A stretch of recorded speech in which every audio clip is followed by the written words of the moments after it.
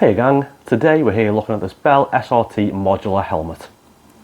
Now the first thing that strikes me about this helmet is just how good it looks. Now this is the old model, I think it's a 2019. The new models, the 2020s and 21s, they look nice as well.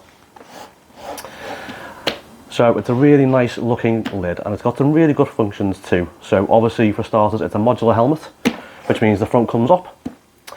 Which means when you get off your bike, I'm going to take your helmet off to talk to your friends, which is really handy, I find personally. So moving on from that, it also has a sun visor and has a really easy way to operate as well, which is under here somewhere, this little switch. Down and up. It's got plenty of exhaust vents as well, or air vents rather. They've got an air vent coming in here, you've got an air vent coming down here, and some exhaust back here somewhere as well, yep, just down here.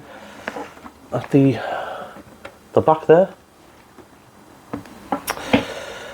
It's got a really good field of vision, which I find is really important in any motorbike helmet. It's got a really good field of vision thanks to this funny shaped visor, which does look a bit funny, but it really does work.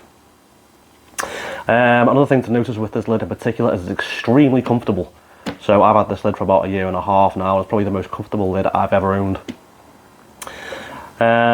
Now the modular helmets in general are heavier than full face helmets, and this is heavy. This weighs in at 1730 grams. Oof. But to be fair, it doesn't feel that heavy when you're riding, so just a note. I'd like to point out as well that everything is easy to operate on this helmet, including the visor, which has the tab in the middle of the visor, which is really easy to operate, especially when you're clogging it along an A road. Nice and easy, either hand, happy days. Sun visor, easy to open, and as well to actually open it. Open the front is easy with the single button under the chin.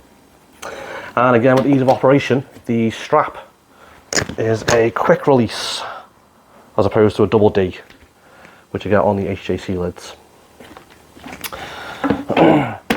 Now, that's the good stuff.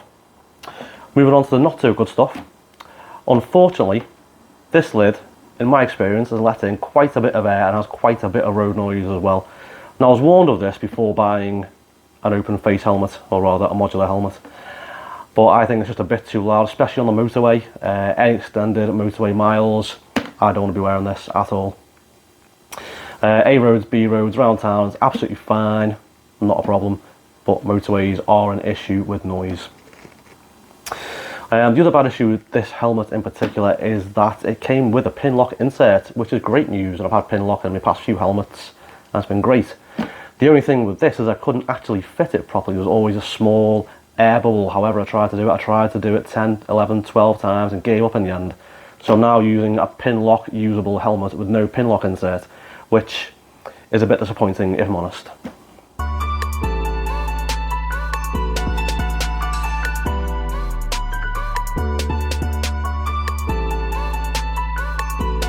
So, let's pop it on.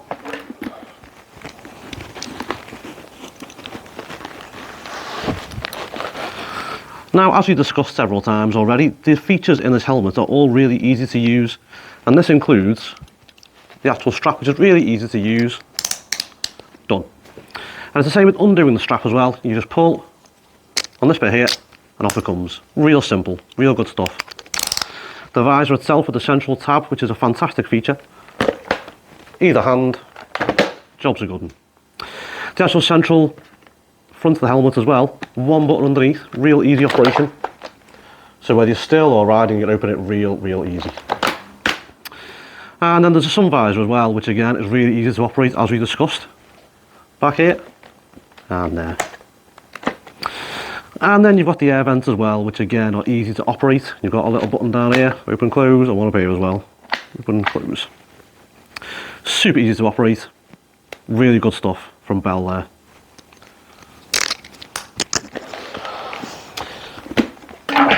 Unfortunately, this helmet is a letdown.